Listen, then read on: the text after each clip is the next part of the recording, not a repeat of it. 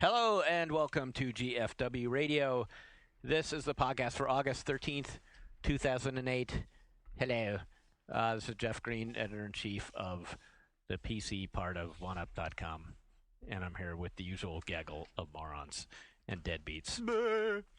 And me. And who are you? Don't you know? This is Ryan Is it going to be one of those podcasts? It always is with Ryan. Wow. Just go with the program. Next to Ryan is Robert Ashley, Bobito, Dr. Max Chill, various other nicknames. Yeah, it's morphed yet again, right? So we had Bobito became Judge Ito. And then you might be familiar I never heard that. I have. There's a company called Itoan that makes green tea. Yeah. So then now it's Judge Itoan green tea. Okay. That's like the latest mutation. He's like the T virus. Like that shit just can't catch it. Every time Shawn calls me on the phone, he's calling me some new fucking nickname. Because I don't know if you guys know this, but Shawn calls me on the phone, and it's always like, Bapito, Bapito. It starts like going all this nonsense for like 2 minutes. It's a long greeting. It's like it's like the kind of greeting that people would have like when they used to sail the seas, you know, for days before they would get somewhere, and they'd have this elaborate ceremony. It's sort of like that every time I'm on the phone. Did you appreciate the raps last time about Yoda? Yeah, I did. Did you play him for your wife? I didn't play him for Sarah, no. Did you erase them or did you listen to them in their entirety? I wish that they were on my phone. I'd play them right now. I wish I had a phone message from Shawn to play. Yeah, you should have saved them. All right. I'll remember that next time. And then I guess I introduced myself. This is Shawn. Right. And our special guest, which we thought we might have today, we didn't have. But we will have him soon. Also, we have there's some weird hand signals going on here. Nothing. Just keep going. You don't see him. You don't know him. Behind the scenes. We don't have Chuff Love today either, so no Chuff. We also wanted to get Rod Humble to rejoin us. Right, he was a special guest. Over this past weekend, I sort of like slapped myself in the head when I started, I was looking at various writing about Braid, and I was listening to a lecture by Braid creator Jonathan Blow that he gave at the Develop Conference in Brighton, England, and he referenced an art game made by one Rod Humble. So like, is this the same guy? I looked it up, and of course it seems that both Rod and Jonathan are, used to communicating with one another. They comment on one another's blogs, and so there was just this whole angle. I feel bad not doing any research because Rod came on, and you know him more than I do, and you're like, he's associated with The Sims and stuff, and I was like, let's just wing it there. But there's this whole other side of him in his career that we didn't even get to discuss. So we're trying to get him back on. It'd be perfect opportunity to talk about a lot of the other things he's doing that are sort of like off the radar that aren't officially EA products. That's right. Yeah, he has kind of a whole our games art thing going on that he explores, or how do you make them art, and what counts as art, and EA kind of lets him just do this thing on his own. So he has a separate website where he's actually posted a couple games that I guess you checked out, right? Yeah, I mean this would be a good opportunity to start. I mean, because ultimately, we're going to talk about Braid. I know at least three of us here played it. And so one of the games is called The Marriage. And one of Rod's stated goals that I think he shares with Jonathan Blow is the notion that gameplay itself can communicate some sort of a message. Not message in the sense that it's didactic, like it's trying to teach you something. But I almost look at these kind of games that they call art games. They're more just like the equivalent of parables to me, insofar as that they're very, very compact, and they allow for, multitude of interpretations, and they make you think for a second. But it's like you don't spend the rest of your week thinking on it, But they show potential, I think, of like things that can happen in games. So in The Marriage, in this case, it basically starts off, and the other aspect of this is that there's no external explanation to the game unless you go and seek it out. Like unless you go and look at Rod's notes on the game. Like if you start it, it's basically the game opens up. There's two boxes, a pink one and a blue one. They're moving across this field, and then there are these other black and other colored objects that start to appear in the field. You have no indications as to like control or anything. You just experiment and find out what the rules of the game are, and in the process of figuring out the rules of the game, that's where it starts to impart some sort of meaning, or you assign some meaning to it. It's the interplay between the audience and the creator. And in this case, you have the hint that it's called marriage, and then you see here's a blue block, here's a pink block. Maybe this is the male and this is the female. And then what's their relationship and what happens? And you figure out that you're this force of attraction. The only thing you could do is scroll your mouse over things and cause them to move in different ways or to erase items and things like that. Either of you guys played it? Or No, Ryan? I looked at it but didn't play it. I went to his site and peeked. That's about it. Another example I tried is called The Passage by someone else. I don't have his name with me. I played that. I forget that guy's name. He also did another game, another like super tiny pixel game that was about, just a quick like storytelling experience. We should look that up. Yeah. And in Passage, I mean, it's basically the passage of a lifetime. Yeah. And it's just this tiny bar that goes across the center of your monitor, and it's super pixelated. You have a recognizable character that you play. And at first, you're on the far left side of this like bar, and everything's laid out in front of you. And as you start walking, you're basically just going across this environment, and you're able to move, north and south, and you're basically moving across the world at the same time. And so you see that there are like various treasure chests and stuff down in the south, but then the terrain becomes more complicated and labyrinthine, and you can go through mazes and get chests. Later on, you find that there's like there's a female figure, and you can partner up with that person by touching them, or you can just keep on going and avoid it. And then what happens if you partner with that person, you have like an extended view of certain things, but that person is always like one step behind you, and then that means that you're now able, and you basically, when you're controlling it, it counts as a single unit, so you can't navigate some aspects of the maze in the ways that you could before, that you have to basically work with the two characters as your single character. And as you continue to move across the stage, you're getting older, and behind you, you're also moving toward the right side of the screen, and there's more of the game that's visible in retrospect than there is like a future ahead of you. I mean, it's pretty interesting. It's like, I want to see what you thought when you played it. I mean, it's kind of, I really played it like a parable. Play for 5 minutes, think about it. You're like, okay, I see what they're doing. When you start off young, you've got your future ahead of you, moves the other direction. When you have a partner, you gain something, but then at the risk of something, you're not able to just take your own path through these various, labyrinths and mazes to get these things. So part of the talk that's going on with these games is that the kind of ongoing endless debate which way precedes this art form, on the notion of, if you go into it not knowing the theory or the idea, can you appreciate it?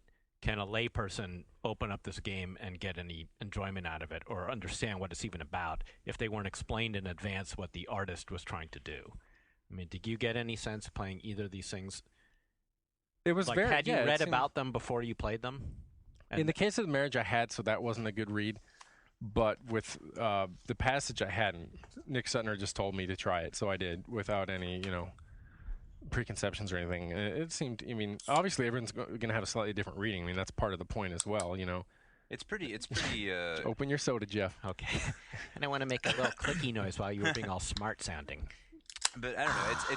It's pretty out in the open passage. I mean, it's a weird game. It takes a little bit when you first open it if you've never heard of it, because at first you don't even know what you're looking at, because this guy, his games are made in like super lo-fi 2D, so it's literally like 80 pixels by 80 pixels. It's hard to even tell what you're looking at first, and what you can do in the world, and the other stuff sort of becomes apparent as you're going through, and it has music, and it's sort of like hinting at what you should be feeling in the music, right, and stuff. So yeah, they're like, I see like a lot of potential in these, but they just really remind me of exploratory sketches that an artist might undertake as they're working towards some larger project getting someplace, Yeah. And I think that's basically how, Rod and the people that are creating these view them as well. Yeah. But I mean, there's something about it too. It's like, like when I'm playing even marriage, you basically just have these different shaped colors, and you're basically writing a metaphor on top of moving blocks and seeing them as a relationship, And it kind of reminds me in a way of like, you familiar with paintings of Mark Rothko? Just big, giant, enormous paintings of just color fields. Sometimes they'll have vibrating, what is it called? Complementary colors. Where they really stand out against each other and stuff. And sometimes what happens, like if you put like a really sharp blue against a really or a red and a green and a blue against a yellow or something, their border will start to actually vibrate. It creates the illusion of vibration or something. But anyway, in these paintings, people profess to stand in front of them and break down in tears and all this sort of thing. And I look at them and it's like, it's kind of a neat from a formal point of view. It's like, it's neat. Yeah. But it's like the Borg, they never made me cry. The Borg can't appreciate art. The Borg? Yeah. Yeah. You're the Borg, dude. I'm part of the Borg. Why can't I be like Data or Star Trek? I don't know. Everyone reacts differently to things. I usually cry when I see paintings. When you see Mark Rothko's? Yeah. I don't know if I've ever. So. I don't know that I've ever like been emotionally affected by a painting. Period. By anyone? Yeah. It's just not my thing. Yeah. I'm like a music person. What's really fun is to go to museums and get angry at paintings. Yeah. There's always that person that's in there. Fuck you! There's like, or the usual one, like, my fucking kid could have done that. Yeah. That guy's in every art museum of modern art in the country. There was that documentary that came out a little while ago about this prodigy, some little kid prodigy. Somebody listening is going to know what I'm talking about. I can't remember the name of it. Didn't they make a documentary about it's a little girl, right? Right. And it's like the documentary is called like My Kid Could Paint This. Yeah. And it's about that this kid was touted as being this genius artist, and other people were saying, yeah, this is like, little kid watercolor doodles or whatever. So yeah. Yeah. Well, I mean, it just goes to show like how much someone's reaction to something is important. Mm-hmm. That's the handshake of the deal that art makes. There's also promotion you can spend too. all your time like making something, making a painting or music or whatever, but unless somebody decides to come along and give themselves to it, then it's nothing. So I think there's there's the interpretational flexibility, but there's also just like the way that things are promoted. Like it sounds like in this movie, like this girl basically had the equivalent of an agent. Mm-hmm. It's not like someone just walks into a random kindergarten and says, that's not it, that's not it, that's not it. Hey, you kid, come with me. Like, I mean, someone's actively promoting. And you look at it now, it's even more obvious than ever in the internet era, where it's like people, like the woman on the cover of the most recent issue of Wired magazine. Mm-hmm. Is basically someone who just made herself famous by telling people she's famous. So, but I mean, this is a lot like too. I mean, I think even podcasting is like, we noticed this when we first started writing a magazine and started podcasting. It's like we get so much more attention just by telling people they should pay attention to us on the podcast. And I just think that like, I don't know. Yeah. And how about when we went to the Metron, a local place in San Francisco yesterday, and we walked by those art people. Like, have you guys do you remember this? Were you? Yeah, they had a big empty picture frame thing, right? And the dude voguing inside of it. And there was a Volkswagen this is right in front of the MoMA, the Modern Art Museum in San Francisco, and right off the sidewalk there's a old Volkswagen that's up on display there, with somehow some kind of artistic statement. Mm-hmm. Expressing some kind of theory, but then in front of that there were some people holding an empty picture frame, and then people sticking their heads inside of it, and other people taking pictures of them. But I think because they had that part of the group was there to act as a spectator, that encouraged other people to stop and see what was going on. So like we couldn't get by the sidewalk because there was a bunch of people looking. Yeah, and it's kind of like, I mean, this is more the audience thing. It's like, because that's another way of indicating if something's worth your attention. Like if you go walking through the art museum again, you see people just standing for half an hour in front of a painting, and you look at it and you're like, I don't know, I just feel like I digested that in like 5 seconds. Why do I need to stand there? But people might feel compelled to. And then another thing too, it's been proven, like you just go and you have people form a line. You have like 3 or 5 people in the street form a line, and next thing you know, you got like 40 people behind them, even though no one can answer what they're in line for. Right. Well, I mean, I do think people need context. I mean, we'd like to think that like we're all smart enough to know what's genius and what we should pay attention to and what we shouldn't. But I mean, over and over again, we proved that wrong. I mean, the Washington Post did that story last year that won them a Pulitzer, where they took this violin virtuoso who was in town in D.C. to play the Kennedy Center. He was, known all over the world, and people in his both nights in D.C. were sold out, and everyone wanted to come see him play. They took him down to the metro station in downtown and had him play, and people just passed right by. They videotaped it. He's down there for an hour, and people just walked right by because they need for it to be in the concert hall. Their perception was this was some deadbeat street busker, right? Yeah, it's all just because. It's not art until you stop and declare it to be and give it your attention. I mean, and the context though there, because I mean we have some really talented musicians that play in the BART stations here. Like there's the what does he play? I forget what. This is how much attention I pay to him. I think is this like a saxophone? He plays the guy down here at the right in our station. He's almost there every morning. He plays the sax. And I think he's very talented, but as you're passing through there, you're on your way you're in transit, and you're usually in a hurry. I'm trying to get so I can grab a bagel and then get up to the office, so I'm not the latest one in, And it's like the difference of like if you went to sit down to a performance, you're like, okay, I'm going with the expectation that I'm going to sit and pay attention to this. But like, when I was in high school and I was in the jazz band, me and two other guys, all three of us were Jewish. This one Saturday, we went and we took some of the band instruments that we don't play, but we all played horns, so the mouthpiece is kind of similar. But we took like a tuba and a trombone and I forget what else, and we were trumpet players.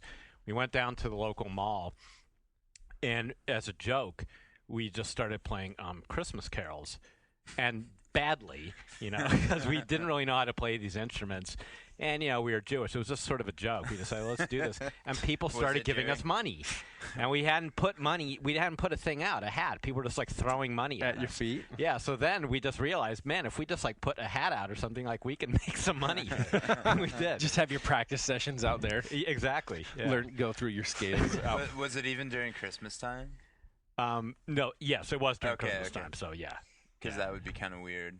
Yeah, then we pushed our luck because then we went back to school, and one of us had so much fun playing the tuba that we went and found a couple more tubas on the day that the music instructor was sick. So it was a substitute music teacher, which is just music class is already kind of a zoo. So this was substitute, so everybody's fucking around. So the three of us were all playing tubas the whole day, and the whole band was cracking up because we were terrible and we were making up oompa parts to stuff.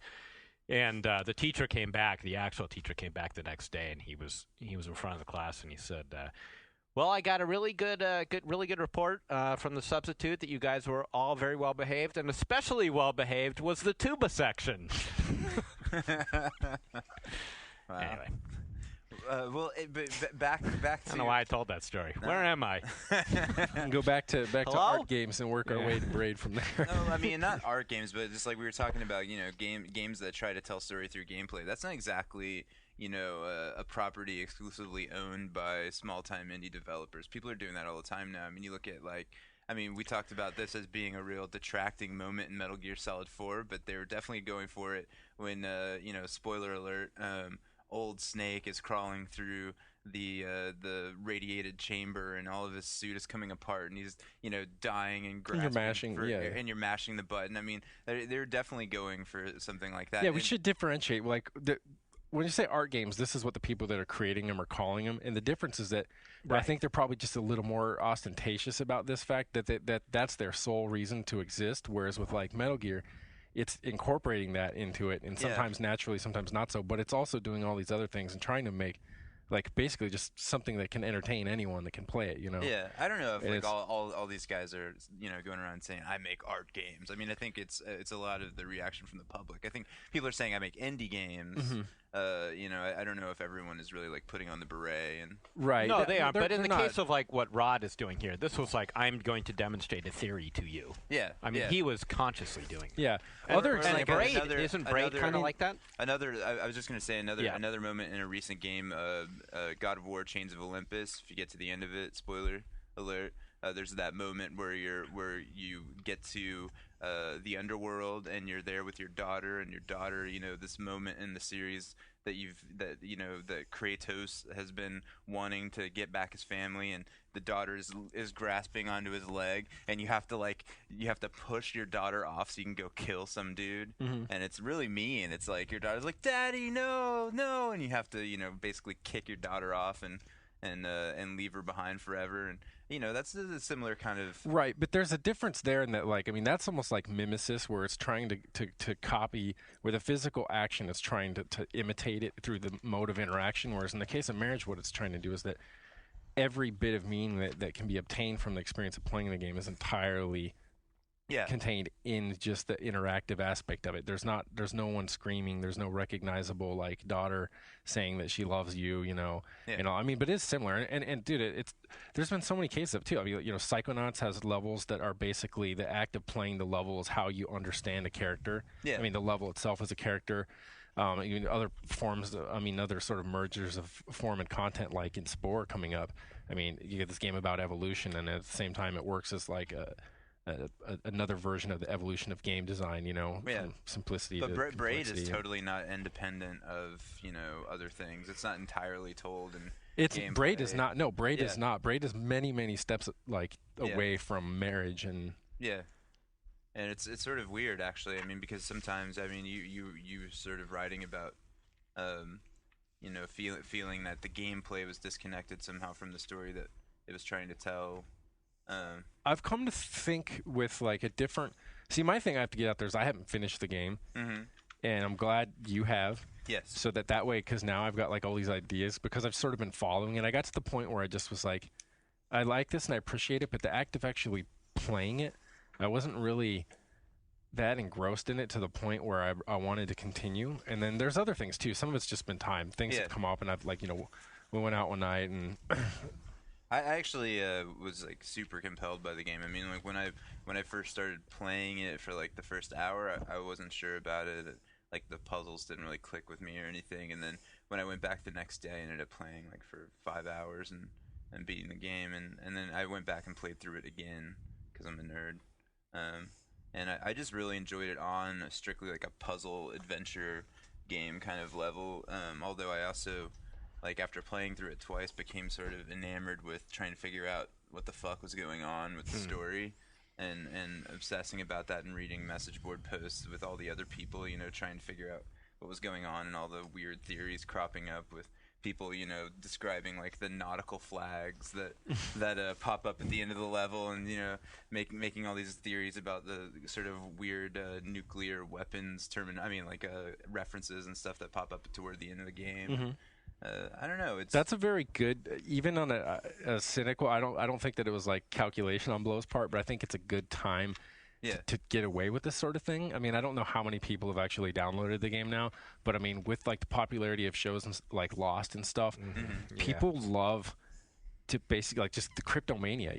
They love just this element of things, and so I mean the nautical flags and all that. I mean, it's just feeding into the same part that makes Ryan speculate that it was the dog that was the ghost in the cabin in Lost. That's the most frustrating thing to me, though, is you playing the game it's a game where every puzzle has a solution. Yeah. And the solution is really clean. Everything makes a lot of sense to me, and I found that aspect of it really satisfying. Even I had 2 puzzles that I had a cheat on, and even those when I figured them out, I was like, oh, motherfucker. Yeah, I haven't cheated yet, but I definitely feel the need to because I feel too dumb for that game. But I haven't put in enough hours yet. I mean, I hear the same thing that you said, that at some point it clicks. Yeah. And it has not clicked for me yet, which may mean I'm just too stupid for the game, or I just haven't spent enough time with it. I don't know. There's puzzle pieces I'm looking at that I'm just I just don't see it at all. Yeah. I think there's a potential reading that I have that makes sense for that to be the case. Maybe I should just throw it out there, and then you can tell me what sense it makes to you, having actually played it. In this case, when I say I haven't finished it, I have looked at the video of the final level, of the epilogue. I've looked at the transcript of the final text portion of the game and stuff. But so where to go with this? So I know a few different things about from previous interviews with Jonathan Blow. He says he claimed that Mulholland Drive is his favorite movie of all time, which I think is very telling. Yeah, not just hey, by the way, I like this movie. This is my favorite movie. It is a great movie of all time. And the thing with that movie is that it tells the tale of an actor who, I mean, the movie is presented in the form of their fantasy, their retelling of their own life, and it turns out at the end that they're on the verge of suicide. They've been a total failure, but it's just this really weird mix of sometimes horrific, surreal elements, and really just wide-eyed Hollywood starlet type of scenario. But anyway, because the movie is very cleverly structured. Yeah. So when people started saying, well, there's all this stuff later on at the end in the epilogue and they were showing these quotes, and it sounded a whole lot like the Manhattan Project and Oppenheimer, and it had all these allusions that are very clearly talking about I become death, destroyer of worlds, and hiding behind blast, basically putting welder's goggles on to see an explosion and stuff. And so when I saw that, and there was that post, it's on the RLLMUK, whatever that means, forums, is where that I think where people first started sort of looking and seeing someone pointing out that these are in this game, they're like, well, this game is an allegory for like it's a metaphor for the making of the atomic bomb. But I was like, well, let's look at it the other way. I mean, what if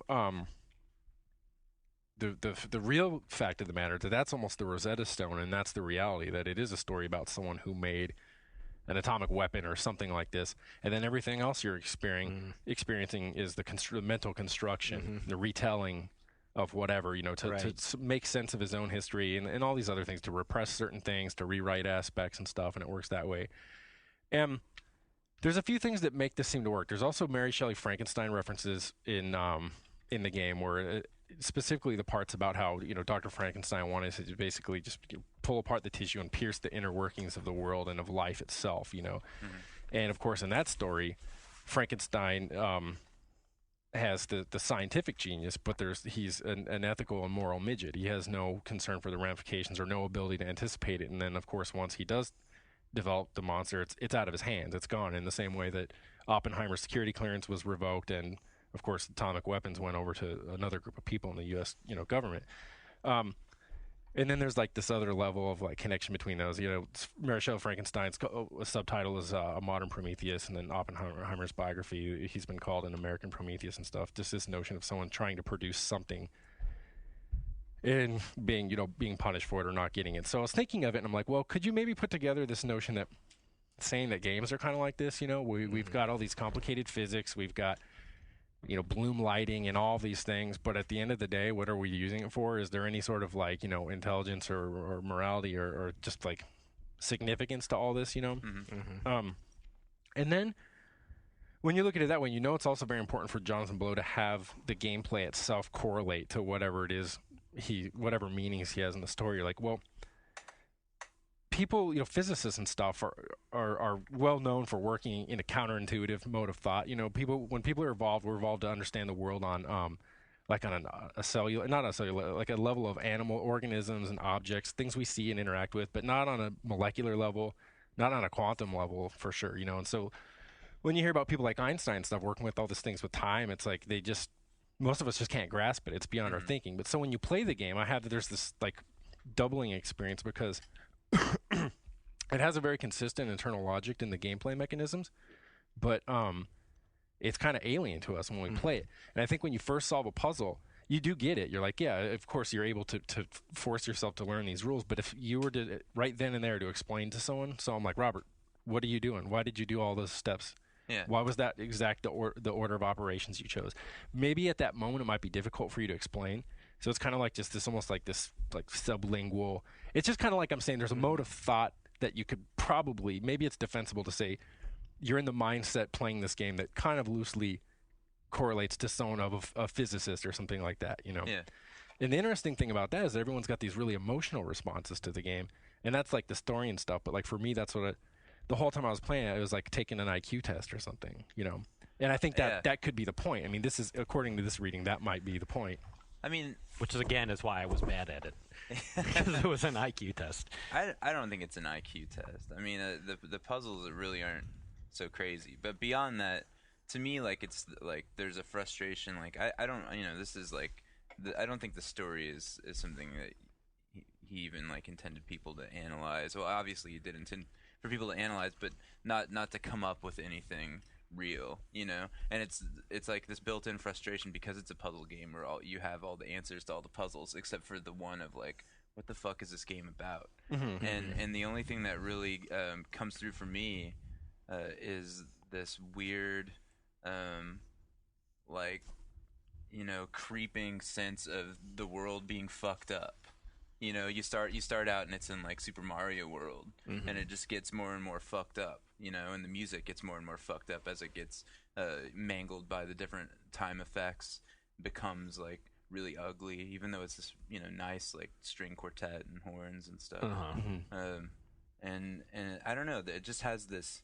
I do think it's sublingual, but to me, it's never going to have any meaning. The just in terms of the gameplay element, what this game did to me at the beginning was, and I had to go on a message board to realize I was just so off base, was I realized that my learned language of how to play a game did not prepare me right for how to play this game, because I went through the first world, which I guess is World 2, and I saw the things that seemed completely out of reach.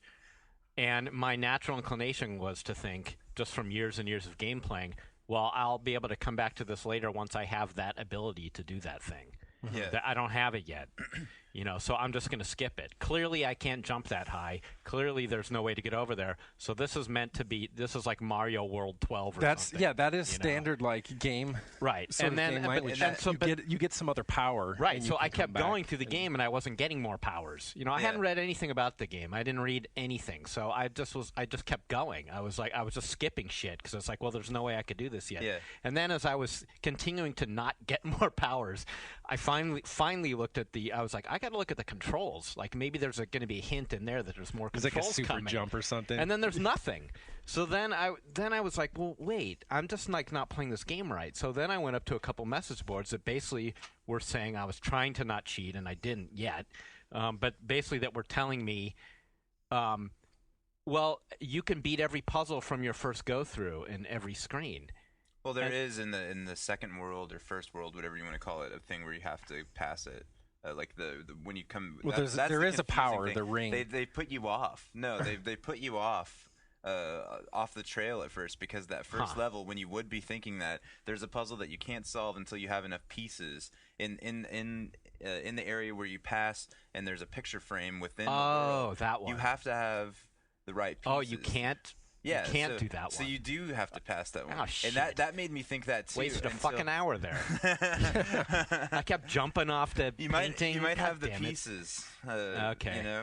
But yeah, I thought that was kind of a funny or mean thing to do, because it's true that for the rest of the game, you really should just stick in the room that you come to and find the solution. That's what I did for the entire game. I got really obsessed with it and would just play around until I found it.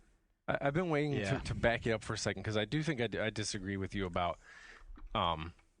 the way that the game could have meaning or something. Now, first thing I want to say that like I do believe it's deliberately ambiguous, and I think that almost all of I'm not even saying this is a great work of art, but great works of art, especially the kind that I'm sure like that Blow wants to be like, but his own version, they're ambiguous. Mm-hmm. But that ambiguity doesn't mean that anything goes, that anyone, and I see this a lot online, it's like, well, this is what I think it is, this is what I think it is, and there's no need to like actually support it with, evidence from the game, or anything. And it's like, it's, because at that point, then you can just say like, just take the most serious case of abstract expressionism or something, and, you'll get Jackson Pollock, and you're like, well, this is like Hiroshima, and someone else is like, no, this is like a capillaries, and like this is a heart and all this stuff like this, and at the point, it's like if it's everything to everyone, it's like, well, whatever. Why this painting than anything else? And so what I think though is that like I'm pretty convinced he had the number of ideas in mind.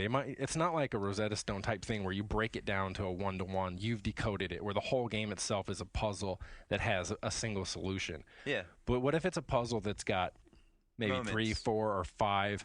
No, I agree with that. Sustainable readings or interpretations on it. What I mean is like I'm never gonna think like Braid is about this, because there are moment to moment. There's a moment in the game where it does feel like you're going after some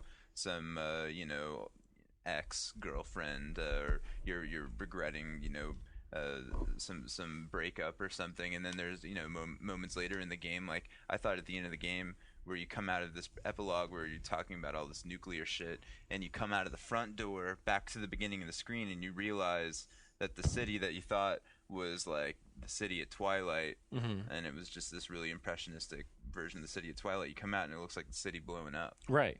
Yeah. And that, there are like moments in the game that mean something, but it's just like the idea of like piecing it together to be anything in particular. It's not like it's not worth talking about, but it's sort of frustrating me. They're multiple like sort of what I've been calling illusions that fit that bill, that like this is like an atomic experiment type thing, or someone that worked on this kind of thing. And it's not like there's a difference between, say, if there was one illusion to that, then there was another illusion to like just any random thing you want, to like Cicero, or to you just start like, they're suggesting a solution, and they're suggesting something. And I think also, even like Jonathan, when he was talking to Matt Chandernay and stuff, from the One Up Show. I mean, you could tell he was like, you could tell he was the sort of creator who did have something particular in mind, and he's waiting for the critics or someone in his audience to get what he hopes people will get out of it. And he even said as much. He's like, I'm surprised no one's really put this together or said this, and he could just tell us. That would be failure, though. Yeah. Yeah. I mean, if you have to explain. But so it's just, I mean, it's not like totally, it's just the difference between, like, I definitely am not of the sort of person that thinks that, like, it's all arbitrary and you can read whatever you want on top of it. If that was the case, what would be the difference between this and, like, say, Super Mario Brothers? We could say, well, Super Mario Brothers to me represents, like, man's, like, this or that, and you could concoct whatever thing you wanted, and why would it be any different than Braid, Yeah. if there wasn't something there that came together in a more significant way than just people's imagination, Yeah. I don't know. I've enjoyed it a lot, and I would say that it's probably my favorite puzzle game. Yeah. Yeah. What do you mean, like like I enjoyed ever? it as a puzzle game more than I enjoyed Portal as a puzzle game. I enjoyed it more than I enjoy the puzzles in that game more than I enjoy the puzzles in pretty much any like adventure game. Yeah. I'm finding to me it's not holding up to a game like Portal so far. Really? But it might be my own frustration with not solving the puzzles.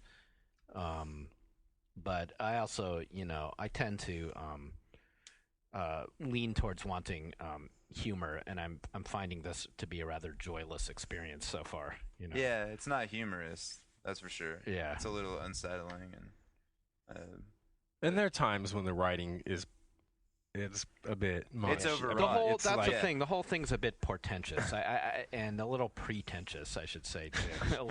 Just a little. I mean, even when you go to the, did you guys try going to the walkthrough site? Have you been there? Yeah. And he helps you. You get this visual. It looks like you're going to be reading a strategy guide. Prima strategy guide or whatever. And it's solving the first puzzle or two, which are basically not puzzles. The easy stuff. And then you start getting into the world too, and you're like, okay, here's where we're going to start getting spoilers. And he says, and now whatever, I forget how he phrased it, but it's like, and now it's time for you to think or whatever. And then he basically then goes on to lecture you for a few more lines and screens, saying like, I'm not going to solve these puzzles for you. Like, it's all there. If you just think about it, you'll get it. And I was just like, fuck you, man. Just give me the fucking answers. Like a crossword puzzle or something where you're taking a flight. Solve it myself. That's not why I came here. Came here for the answers because I couldn't solve it myself. Dick. Yeah. I mean, I don't know. I think he can come off kind of a little snooty in interviews and stuff, but I guess I'd rather have my game designers come off as like pretentious artists than like car salesmen. Yeah, well, like we listened to what all the fans said, and we made a game that's exactly what you wanted. Yes, no, he's not bottom feeding. That's true, and that's and it is really interesting. I think it looks cool too. Yeah, I think it's fantastic too that it's out there and that it is inspiring the sorts of discussions that we're having now and the kinds that you're seeing all over the internet. I mean, it's great for that to be there in a game. Mm-hmm. I mean, and it's been happening. I mean, just in the past few years, it's crazy. I mean, we're starting to see all this stuff. I mean, it would have been impossible before. I mean, we're watching GamePro TV like on YouTube. Did you see that? I seen those links. Yeah. And that was just amazing. I used you're to looking watch at it that and you're when like, I was a kid. I used to like rush home from school so I could catch it at Serious? 3:30. Yeah. That's pretty fucking sad, man. Yeah, I know. There was another one too. What was it? Video Power. It was another TV show, and it had a sort of cool guy host that would talk about games, and then they had cartoons that were based on like Konami franchises. It was Bigfoot. Yeah, Bigfoot and the tomato dude. The tomato, like Quick Tomato or some shit. I don't know. I played a fucking lot of Konami games. I don't remember no Bigfoot and But a I used tomato. to get so mad because I wouldn't. It was like a crane or something. Bigfoot and tomato. I'd get detention for not doing my homework, and then I wouldn't make it home in time for the video game show. Yeah. Seeing even the games though, I mean, it showed me how far things have come on that side. But of course, on the other level, watching that show, I'm like, things haven't come anywhere because it really reminds me of like if you just change the terminology to reflect the decade that the show was produced in, it's really not all that different. A lot of the TV like coverage of games nowadays, I mean, it really is like, this is amazing. They have the review, they have the review thing, and everything is getting a 5, perfect 5, dude. And like the guys, that's the whole thing is that, and it's all pun filled. Every single writing line is like. Just totally like it's the rocket ship to space of video game in your face action, like all kinds of like ridiculous, and like Mondo and I mean that kind of crap. I mean, when you see the game, remember from that era, the same era of like it was all like Battletoads and you know all those like extreme and in your face mascots, but I don't remember. I mean, I'm sure we said stupid shit back then. Yeah. But, like, I don't remember. I mean, the way that they are, the hosts, it's basically you'd think, okay, these guys are just like the games that they're viewing. And, like, that the games are like this because everyone's walking around talking like this. They're like, you know, the Bachmeister, the Bach dude's got the most heinous trouble to deal with. I mean, it was really, I mean, it's really like that if you see it, you know? Yeah. Like, yeah. So it's like if you just change some that of those was what words I aspired to, though. I might not have actually talked like that, but I bet I tried to. What like, about? I definitely aspired to like Bill and Ted excellence. You'd like practice it? Yeah. No, not practice, but I would definitely use it more than my Texas colleagues. Yeah. Yes.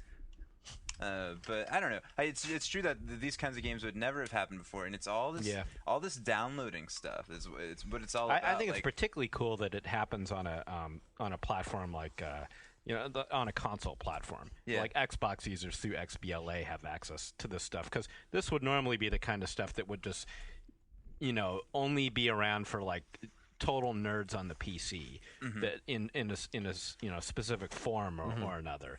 And the fact that it is in such a populous area where there's a ton of kids, I think is a really neat way for some of the stuff to get out. Yeah. I'm not going to throw it all, though, on, like, downloadables and stuff. I mean, I honestly think that, like, BioShock and, and Portal and many other games are every bit Portal was a downloadable game. I mean, not for console people, it wasn't. Yeah, but like... Yeah, let's just do a little more special pleading.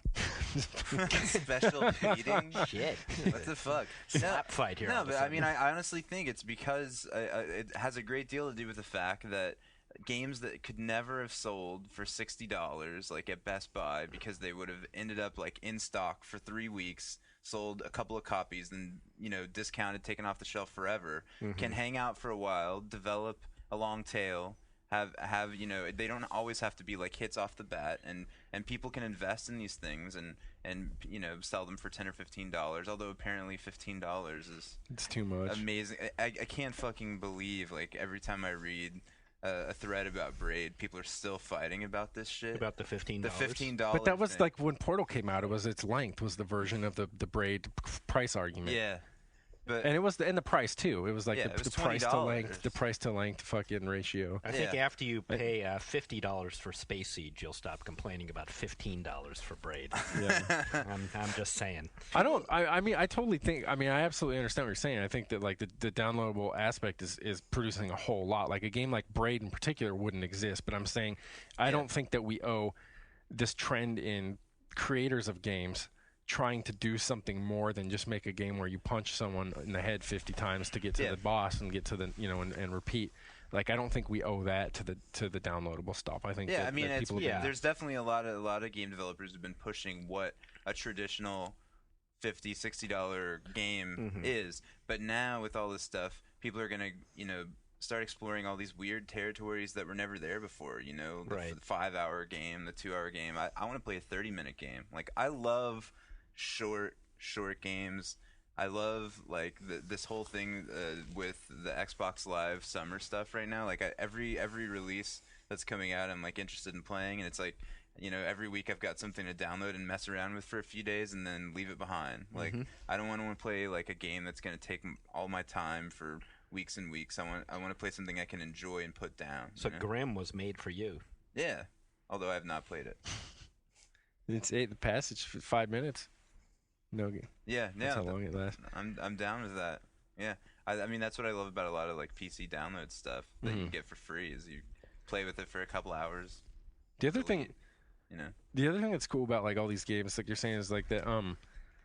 Like I don't know, like when you reach the end of the the Super Nintendo and the Genesis and TurboGrafx, and then you moved over to 3D games, you're like, okay, games have come out like Yoshi's Island and stuff, and you're like, okay, that was it though. The people have exhausted everything that can be done with the 2D games, and now it's kind of like it just reminds me of like this alternate timeline where instead of like if those immediately everything switched over to 3D. Like, what if like the next generation after Super Nintendo was another 2D machine or something? You know, probably someone screaming Saturn or whatever, but like successfully, you know, and then people continue to deal with it and stuff. I mean, because that's really what like Braid is, right? I mean, imagine like it would have been inconceivable back then. But I mean, imagine if you had played Braid and like whatever, you know, like 1992. But Shawn, Braid is 3D. The third dimension is time.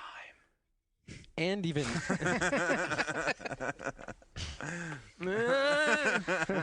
but I mean, like that would have just been like mind blowing back then. Oh yeah, and nobody would have bought it, and it would be. I bet they would have, dude. If you had a platformer game, even everything else aside, if you had a platformer with fucking the ability to rewind.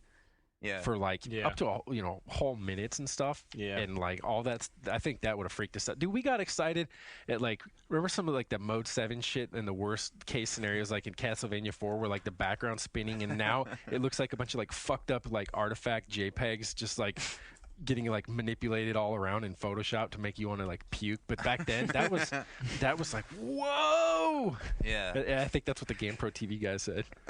Whoa. Riding the Mode 7 wave. Yeah, I don't know. So you wanna come off the serious talk and get into the story of sexual expression in Age of Conan? Oh my God, this will be like the biggest 180 ever. Yes, do it immediately. All right. Well, before we came down on podcast, printed two versions you did. Of this. There was a story. One of our readers posted it on our board, and I don't know where the original source was, but apparently. An Age of Conan GM was busted, and apparently so the story goes was fired because he was caught cybering with a player of the game, and the transcript of said interaction has also made it onto the internet, and we just happen to have a copy of that. And I think we're going to do a dramatic reading. Okay. Are we? No idea how this is going to go because I haven't even read all of it. We haven't practiced it. We haven't rehearsed this. This is going to be a little dramatic theater. GFW Radio theater. So who's going to be the GM though, and who's going to be? I don't know. What do you feel more like? What's your motivation? Who is whose mount? I don't know. I could be the GM. You're going to be the GM. That's okay, fine. so I'm the guy. I guess they bleeped his name out. He's just empty brackets. Yeah. You get to make up your own name. We're protecting the children. Okay, so I don't even know if we're male or female. I think actually that's part of what happens here. Oh, that's the deal. Yeah. Yeah. This is going to be like, You can do a text voice. It's like experimental do a text impression. theater. Let's see. Well, it looks like it starts in the middle of the action here, right? Doesn't it? Because he starts off with dual-wield barbarians, though. I mean, 2? That's a bit difficult for me to handle. I'd rather stick with one big sword. You like it rough, I take it? Of course. Of course, I'm a fucking rock sniffer. What? I don't know. What does that mean? Jeff, you're supposed to play the part. Okay. Don't critique the script. All right. I'm still looking. We're paying you to fucking act. I'm looking for my motivations. Okay. I'm a fucking rock sniffer. Keep going. Oh, it's my line next? Oh, so I was waiting for your line. No. With daggers. There's going to be some gifts. And I'm spec'd for second wind. I can go all night. Oh, wow. I don't think I would ever be the same. Wow. This is turning me on, lol. Hong says... Who's Hong? I'm all confused by this. Just keep going. Hong says he wants in on the hot action, but he's a gold farmer / seller.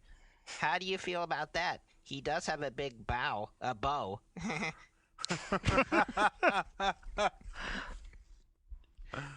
Do it like they do on the Discovery Channel? Would you like to RP with me? I see how it is. Not going to talk anymore. Sad face. Just got your cyber fix with my pixelated body and left me like all those other guys. Double sad face. Sorry, getting health law. RP? How so? Well, on those cold, windy nights, all I want is to be mounted. Oh, lol, I see. You're trying to get laid by a GM. Of course. I thought you were the master. Gamer master.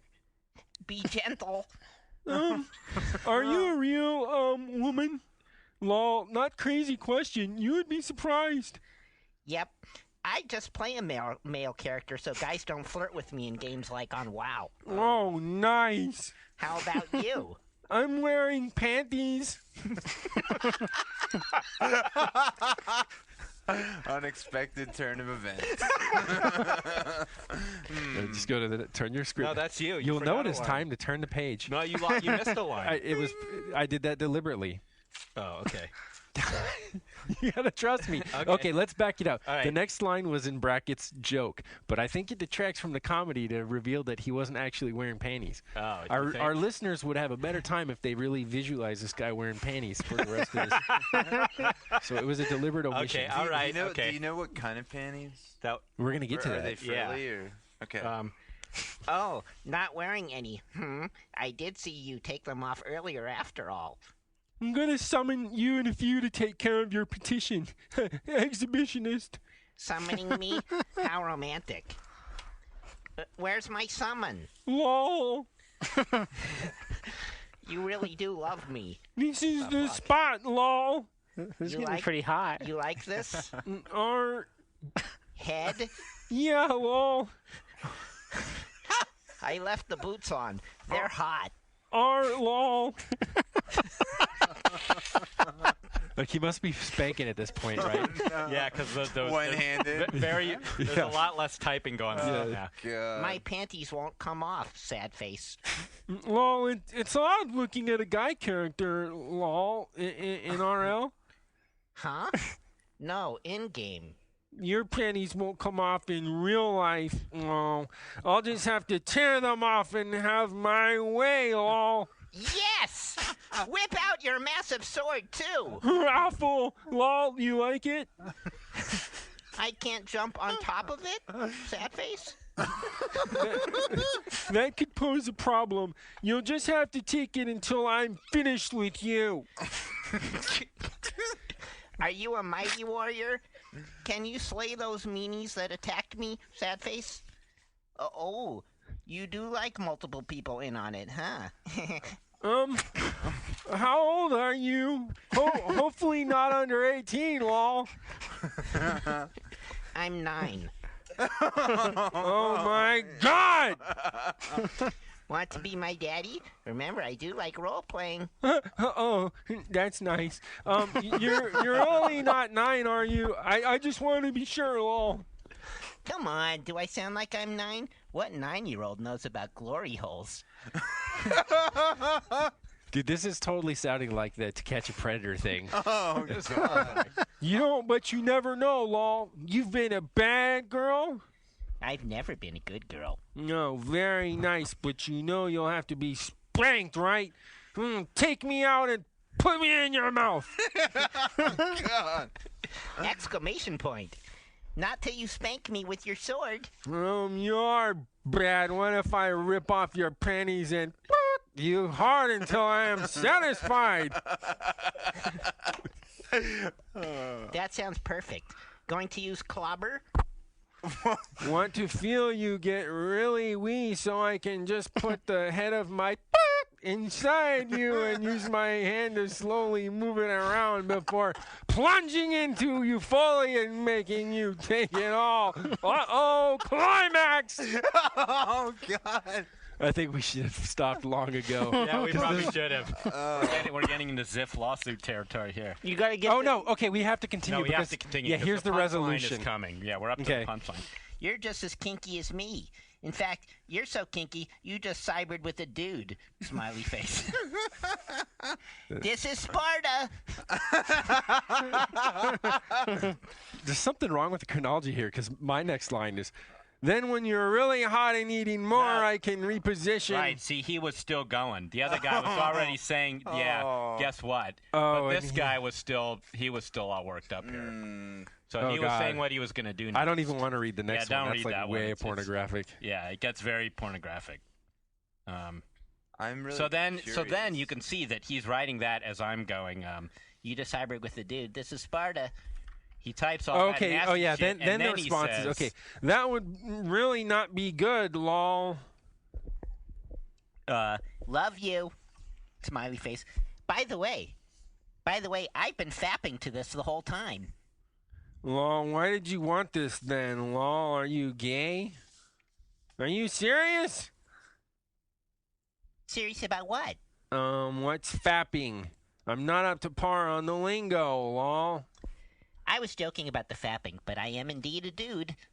Lol, okay. I'm glad I put my clothes back on, lol. Yeah, probably a good idea. I have AIDS.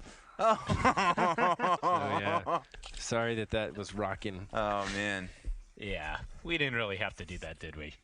I regret it. I feel fucking dirty I now. feel I feel dirty, it too. dirty. See, that's like an interaction between form and content. Like, that was a script written so that we feel the shame of the protagonist as we read it. Yeah, I definitely feel the shame. It's like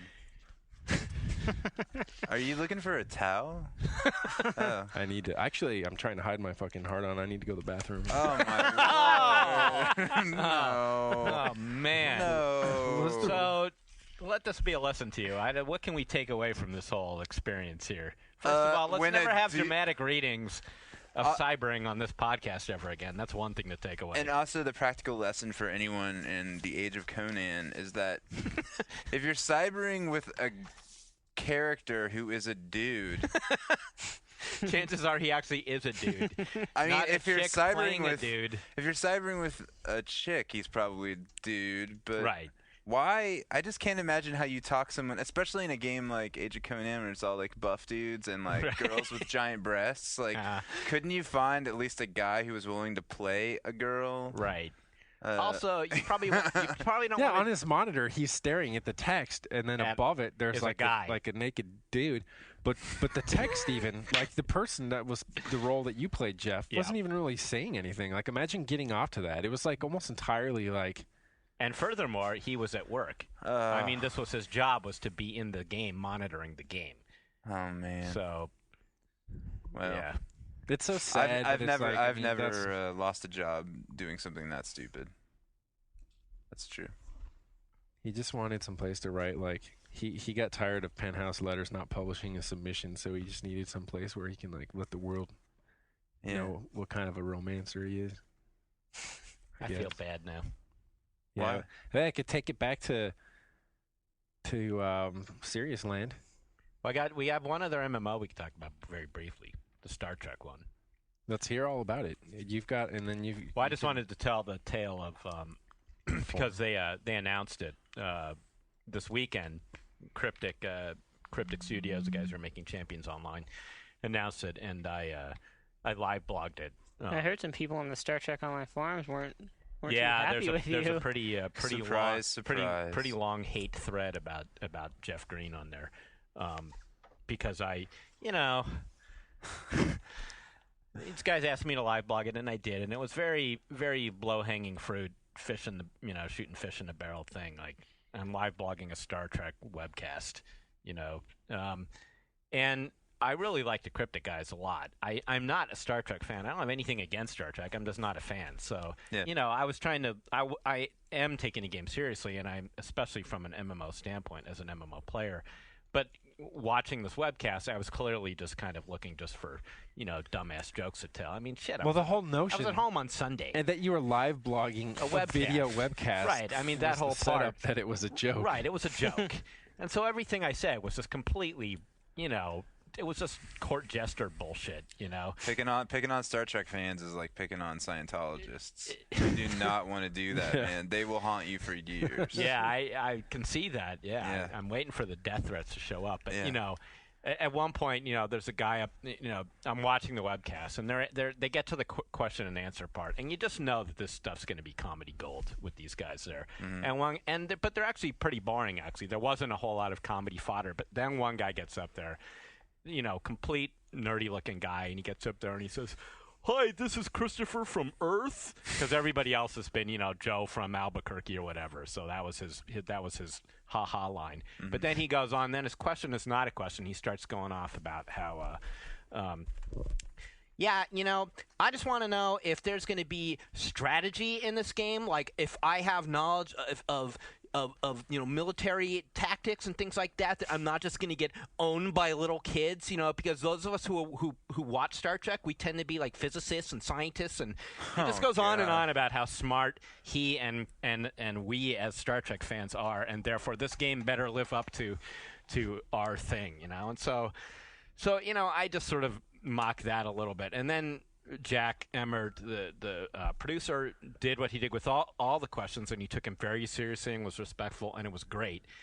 Jack Emmert says his piece, and so he's done with the guy, and then the camera at the webcast goes back on this guy, and he's still standing there, and he says, "Star Trek is in your hands." Oh man, it's kind of ominous, Wow. So then I wrote that in the live blog. I was like, man, if I was Cryptic, I'd be watching out for this guy. It's kind of like a threat. Star Trek is in your hands. Yeah, so that's just like the nature of what this thing was. And so sure enough, on this official Star Trek forums, there's like a 3-page thread. But that's the part I left out when he said, "This is John from Earth" or whatever. I wrote that. I said, "Oh, this guy just called himself John from Earth. Way to go, nerd." That's what I typed. Okay? So that's one of the things people took offense to and went on about in their posts. Like, who does this guy think he is at a gaming forum calling us nerds? Like, what does he think he is? Well, this is like, Star Trek fans are surprised that they're being made fun of. But it's like, Yeah, but of course I'm a nerd. What do you think? Know. I'm watching it. What do you think I'm doing here? I am a nerd. They should know though that there's a hierarchy. Like, I mean, certainly video game fans are nerds, but not nearly as much as a Star Trek fan would be. See, video game nerds, they get married. Right. They have lives, and Star Trek fans are married to the Enterprise. And I have people in my family and friends who are Star Trek fans. Yeah. I have friends who have constructed their own uniforms and phasers. Okay, I know these people. There were people. Did they synthesize dilithium yet? No, but they've tried. I grew up on Star Trek because my mom is a mega Star Trek fan, and I gotta say, I fucking hate it. Does she consider herself a Trekkie or a Trekker? She's a Trekker. And that's what we watched most growing up. Although I did have to suffer through all the '60s shit too, and every movie. Okay, so this is partially though some of your own, like mother issues that you're working at. Yeah, definitely. This isn't just you. And Star Trek. just being like we always talk about Star Trek on here, like it seems to come up a lot. It does. It's come up quite a bit. I brought it up a few times. I think it's cool. I'm not. You like Star Trek? I respect Trekkies. Ever since I watched the documentary, and I watched like Star Trek: The Next Generation and stuff. Like, it's cool. I've got nothing against Star Trek or Star Trek. This is the problem, though. I don't. Online, in any whatever the format is, you can't expect everyone to have read this, to have of course listened to our podcast, to know that you constantly make fun of yourself for being a nerd. Right. And I mean, I get myself into trouble all the time on this shit. I'll post something on a forum or something, and it's just totally misinterpreted. Right. And I always look, and I'm like, either I'm just a shitty communicator, might be that, but there's also like I'm fucking up because I'm assuming that people are aware of all of my positions and my attitudes because I've expressed them elsewhere, and like you can't. And so these people get it, and they get it as part of the nerd posse where you look around for something to be outraged about online every day, and so it makes its way back to them, and then that's the thing. Look what he said about us. Yeah, and so then there's the fucking outrage, and then they all just go on it. I mean, and even as I was doing, they probably forgot all about it by now. Even as I was doing the live blog, I was thinking, oh yeah, there's going to be some nerd rage over this, and there was, and when I saw the thread, I was laughing as I read it. The only part that bummed me out was that eventually the thread gets locked, and Did you try to log in, cop to it? Did you try to make an account? Did not. Did you consider it? Yes, I did, but I didn't. Yeah, I was actually and it was locked, when you linked me to the thread, I went to go to make an account because I was gonna put this like really fucked up story about how like I was totally offended and like some people could call me a nerd, and I was gonna say like whatever, I'm so and so many pounds, and I'm really disappointed because I got a fleshlight, but I couldn't even get far enough into it to hit to the ribbing. But I'm not a nerd, and I am a nerd, but I don't need this guy telling me I'm a nerd, and I'm making that part up right now. But I was going to come up with something sad, not as sad as that, but assuming something that I would sad. respond to it. You were going to grief me. Well, not for you, just for everyone else to be Okay. like, yeah, man, like this is why you don't go around saying this kind of shit. Like, look at like Corky here or whatever I call myself, you know? Like, you gotta fucking think before you start live blogging webcast.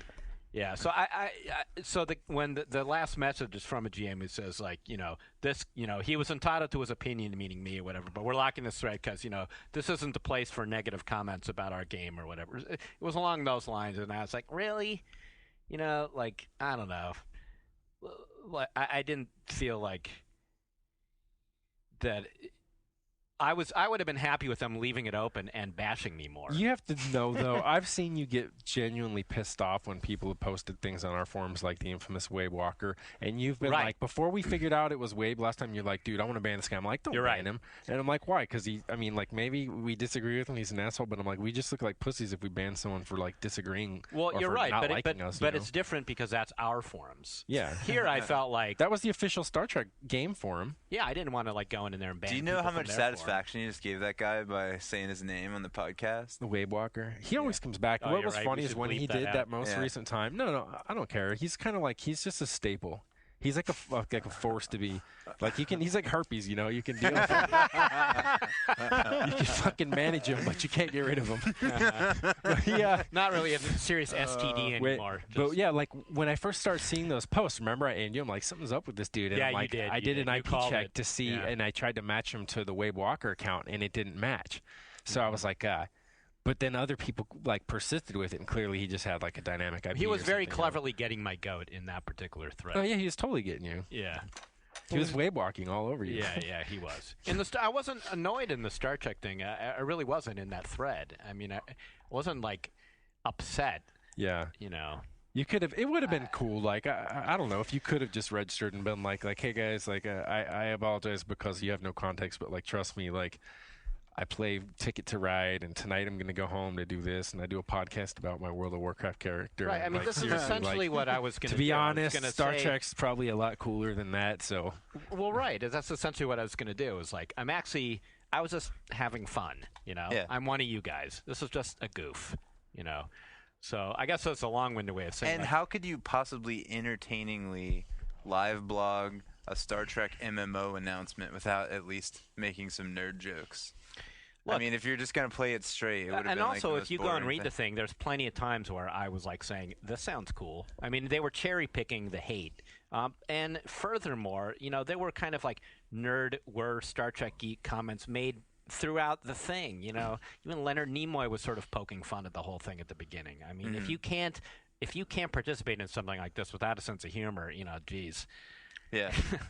You got some problems. I mean, if you're an adult and you think that this and it's cool to have these hobbies, we all do. That's what I'm doing here today.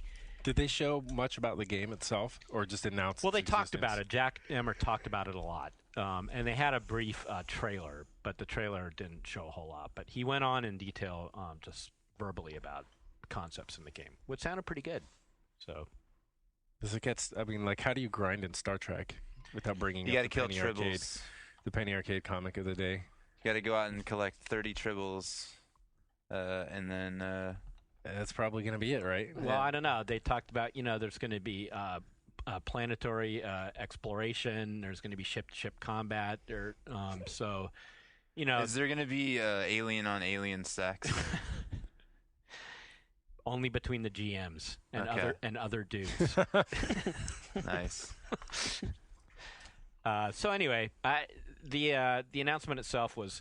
It is kind of amazing that this thing is still alive because this has been one of those endlessly like borked projects. So, originally this was in the hands of Perpetual, the now defunct Perpetual, the not so Perpetual, are out of business, and the license was picked up by Cryptic here. So, but Perpetual had it for a while. So, here's my question about, and you're maybe a little closer to Star Trek than I am. Yeah, would Robert's mom play it? Because Robert's mom played it. Is it like it's just like I wonder about Would this? she play the game? I don't know. She doesn't. She plays Zuma or whatever. Zumba. But is the franchise still as alive and well as as ever? I don't know. I think Is the new movie gonna rev up all that again? I think the fan base is like is sort of self-perpetuating, and it doesn't need any like cultural popularity in the present for it to sort of continue. Yeah. I don't think that it's anywhere near at the level that it was when you had like Next Generation and Voyager and all these like various offshoots popping up before they grounded into the ground. Look how long it was between the original series and Next Generation. Yeah.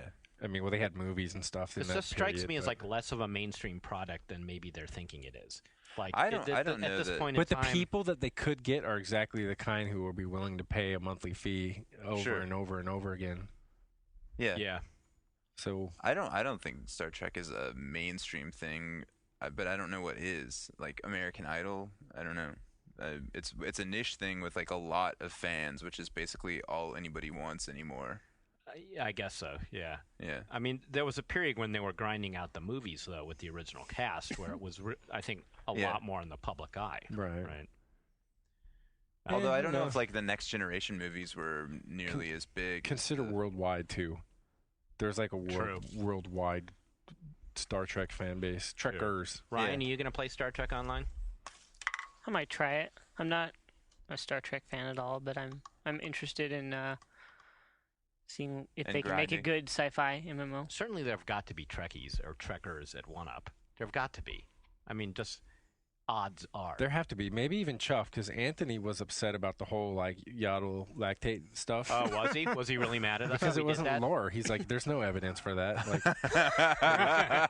Like, he was seriously like disappointed in us. Was he really? Oh, is that why he's not here today? Because he's sad? Star Trek people and Star Wars people don't get along because Star Trek people think Star Wars people are idiots. There's a lot of overlap between the two. I think they've come to grips with it. I think they've gotten to the point where they had an armistice? There's only so much Star Wars and there's only so much Star Trek, and like, what do we do when the shit's not coming out? We go to the other. Like, we might as well love it all. So they probably had some big meeting and some big call, sort of like a West Side Story. They were on either side of the camp, and then one person took one step forward, and eventually they hugged. One year they had Star Wars people. One year they had dueling conventions at the Hyatt Regency, and there was this big showdown in the lobby, and they were gonna fight. Tasers versus lightsabers. A Klingon cosplayer like start hooking up with the Yaddle cosplayer. But the Vulcan contingent came out and talked some reason into people, and were able to make them see that war has no logical basis for existing, and so they came to a truce. I'm sorry that I continue to create this stupid lore. Jesus. We're all sitting here sort of like going, yeah, that sounds cool. They did. We'll probably have like a lot of Trekkies and Trekkers. Sorry, I keep saying it like that. That's from Trekkies, the movie.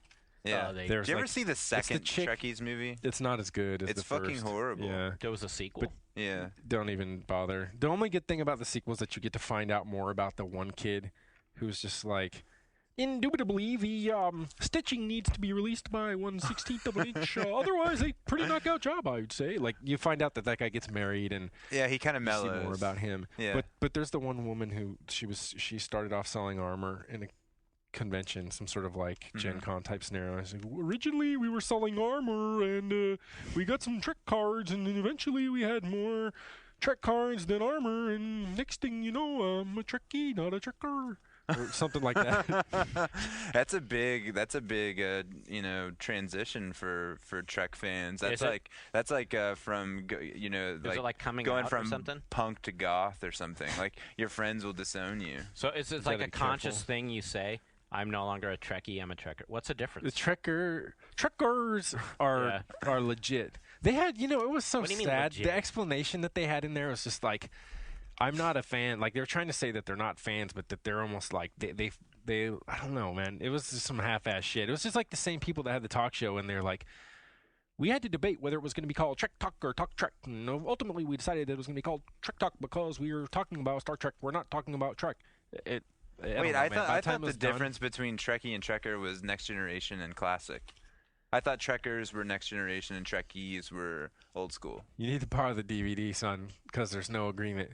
Yeah? Yeah, there's some people. I think there's some people that think that. There's like the old school ones call themselves Trekkies. Yeah. But then there are some that were. There's a guy dressed up as Captain Kirk, and he was calling himself a Trekker because.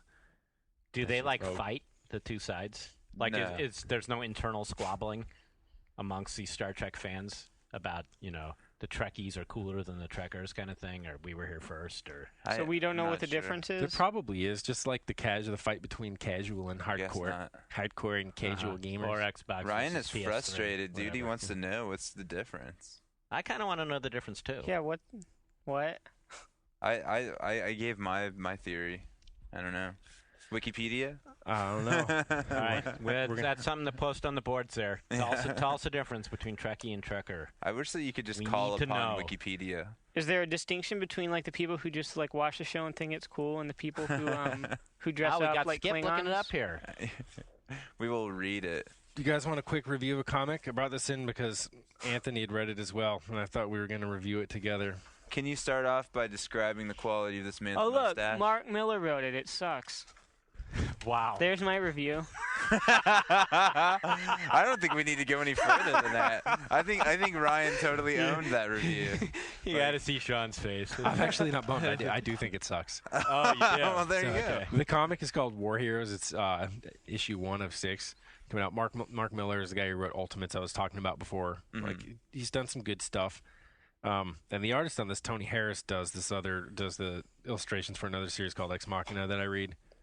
Generally pretty good. The artist has got a problem though in that like every thing he draws, the source material is a photograph of a person. Okay. So I'm just gonna talk to you, Jeff, while Ryan and Well, they're reading a laptop here about Trekkies it must and be the Trekkers. Trekkie Trekker. Can we say what? Go ahead. Yeah. Okay, do that, and then we'll get back to The Sean. Wikipedia entry All right. for Trekkie versus Trekker says, Excellent. Some Star Trek enthusiasts prefer the term Trekkie, while some others self-identify as Trekker. Self-identification as a Trekkie became even less popular after a famous national television parody in 1986. See parodies below.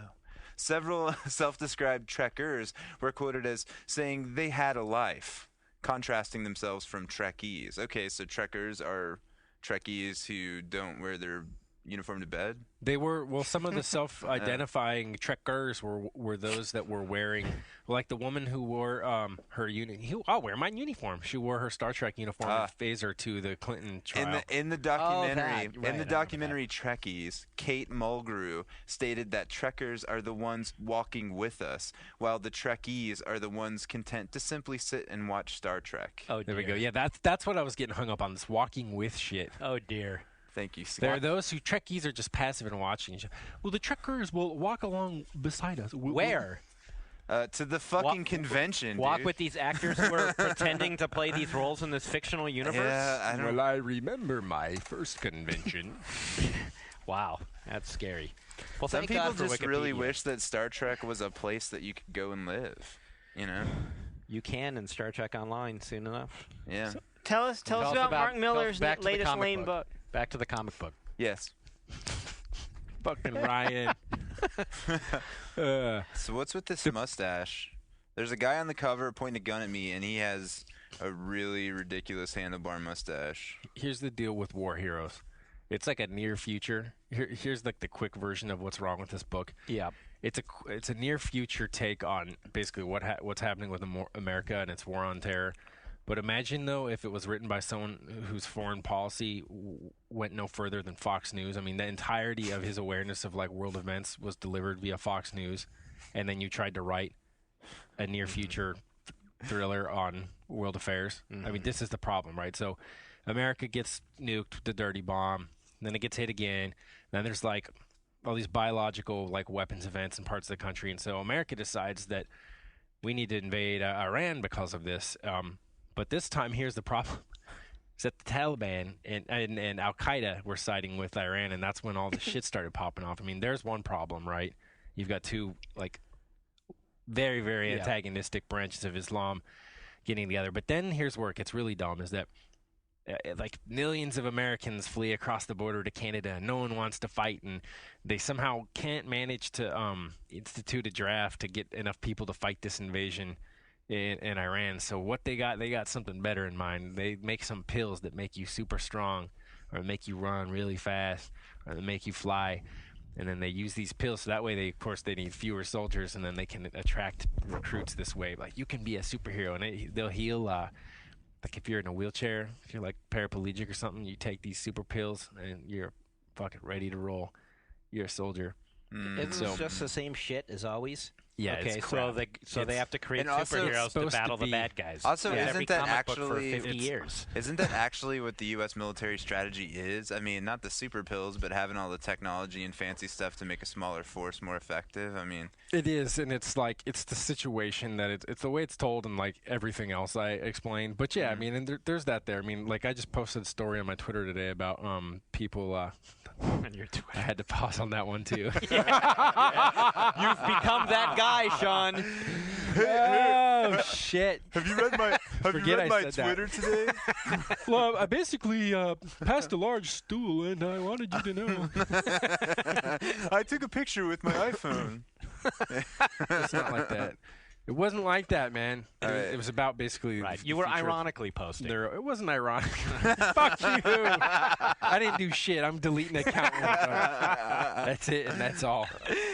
All right. That's about it. No, what was the story about that you posted? Oh, using advances in neuroscience to just translate into more effective war fighting, dealing with interrogations and lie detection, the equivalent of truth serum, suppressing fear and all these sorts of things, being able to control UAVs with your mind, with a sort of just a mental interface. You know, Metal Gear Solid had some really interesting ideas on that. It did. So now, did you Twitter about it? Yeah, Twitter about it, Robert. Yeah, I think what the U.S. really needs is not these superheroes. It just needs the East German female Olympiads, from the 70s and the 60s. Did you read that? Did you read that recently? Yeah, they broke that dude's arm. If they arm wrestled that one guy who I put the video up of, the weightlifter. Oh, the weightlifter. Yeah, they could probably take him in an arm wrestle. Yeah, there was a story about this. It was in the paper the other day about this East German woman who was fed so many steroids unknowingly. Her boobs turned into dicks. She ended up.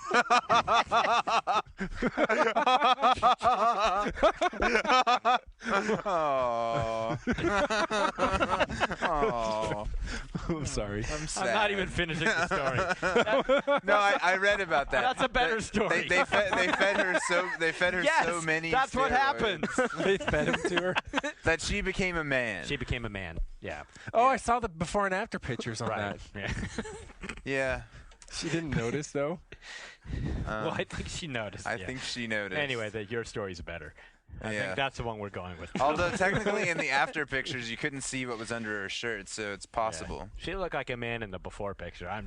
To be honest, yeah, she did. Yeah. Yeah. Anyway, Aerosmith wrote a song about her even prior to all this force feeding. Wouldn't that be "Lady Looks Like a Dude"? Not "Dude Looks Like a Lady." You got me again. Good point. Curses. Curse you, Bobito. Are we done, Skip? We're at our time. Probably. He's nodding. That's what I'm hearing. All right. Ryan, do you have anything to add? No, I think Nothing. Shawn kind of did it as well. It could be. I have nothing to add to that. What about that comic? No. Oh, about the. Did you read the comic? No. I flipped through it. Jesus, you can't take the time to read a comic. I could read this in 2 minutes, man. Like there's literally like 500 words to read, maybe. Oh my God, this thing looks We're gonna sit here and read a comic. No, we're not. Yeah, okay, so we're leaving. We'll see you next week, I'm sure. Yeah, with lots more. Oh, including some Space Siege analysis, which I was gonna do with Anthony, but he's not here today. So we'll we should give teasers for stuff this week because we got a lot of crap coming out. I mean, I think Monday we're gonna be able to have a lot of stuff about the Command and Conquer Red Alert 3. Right, we both got hands-on and stuff about some things that haven't been discussed about the game. That'll be exclusive. There's an EA event tomorrow. Yep. And I'm going to be playing Crisis Warhead multiplayer. Expect to be able to talk about that next week. Looking at a number of other games there. Bobito just went on a boat cruise to see Godfather 2. He gets all the cool assignments. I did. No one wanted to go. And nobody wanted to go. That's right. Nobody wanted to go, and I didn't know anybody on that assignment. fucking boat, man. It was amazing. I've never been to a game event where I walked in the door and didn't know a single person. Yeah, it was actually, so boat awkward. events are the worst because you can't get fucking get off. You're Yeah. stuck till they go back to That's why no one else went. That's why we didn't go. Yeah. So quit trying to make it like You're Robert's right. eating up all the gravy that Yeah. you just don't want to eat. And Shawn totally bailed because the other night I was supposed to meet him for drinks, and I'm on my way over, and he's like, "Hey, are you? We're gonna leave," and I'm like, "I'm outside the restaurant." And he's like, "Yeah, we're going home. I'll make it up to you. I'll go to this event with you tomorrow." And then I showed up, and Shawn's like, "I'm tired." Dude, we gotta Have fun. okay, now we need his and hers version. Oh boy. Now that she's had her say. Here we are in counseling. Yeah. Well, we were supposed to go have drinks, but I was like, gonna get dinner and stuff. Yeah. But you were late on that because you were making dinner because you had to have dinner with your wife. Yeah. But for me, I was like, my refrigerator's empty and shit right now, and I was starving. So Anthony, we were like, we gotta go and eat. We're starving. So we get there and we were there for a while, and then I have to be honest, it was greasy shit, and I think both of us felt in an imminent movement, and so I didn't want to sit in that place for another half hour for you to get there, and then however much longer while you ordered, while I was in danger of shitting my pants. So I called you and said, "Hey man, you got to turn around." And then the next day, and then I did feel guilty about it, so I was like, you know what, man, I'm gonna go on that boat with you. But then the next day came, and I was like, I ain't want to go on that fucking boat with you. You fucker. Yeah, but that story's going to go up. Yeah. Right? And then Spore, we're going to launch a big Spore thing, counting down to the game's release next month. Some contests. Right. And also, we have a very big interview coming up. Don't want to say yet. But oh, yes. Very big interview with this week, probably. This week, probably. That's why I don't want to say yet. Mm-hmm. But from somebody big in the PC community who we have needed to hear from for a while, and he spoke to me. Yeah. So we are going to talk to him. Look for that. I'm sorry to be a clown too. about having to to tease that way, but I just kind of do. Right. You can't even say no, though? You can't confirm that? Will you tell me after the show's over? No hints. I kind of don't want to, only just in case there's some 11th hour backfire. Right. We want to get this. We want to press publish before we. Yes, exactly. Yeah. So just to make sure that it actually goes through and there's no other complications. So just watch for it. Right. Cool. Oh, dude, so much stuff. We just got a playable copy of the Stalker Clear Sky in too. Aha. So shit. Maybe if you want to cover that, because I'm going to be writing something on Crisis Warhead this weekend. Yeah. So if I don't want to, I'd be down. Okay, cool. Well, after this, you just heard some editorial planning. Yeah. Live editorial planning. That's how it works. That's how we work. Bobby, whoa, that was loud, dude. Sorry, I just shoved the mic down my throat. Okay. So be sure to check in on oneup.com throughout the week for all your PC gaming coverage. And we'll be back next week. Bye-bye.